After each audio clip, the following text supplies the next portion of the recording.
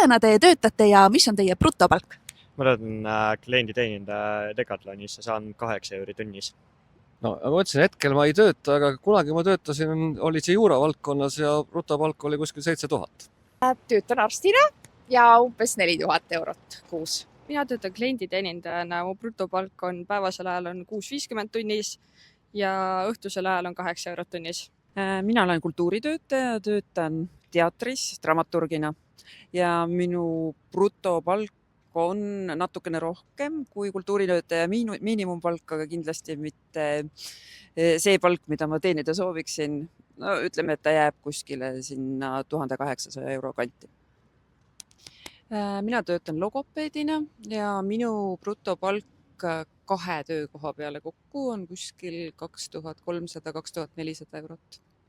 Kas need 2 töökohta on mõlemad täiskohaga või kuidas? Ei ole, üks on osaline, sihuke väike jupikene, aga teine on täiskohaga töö.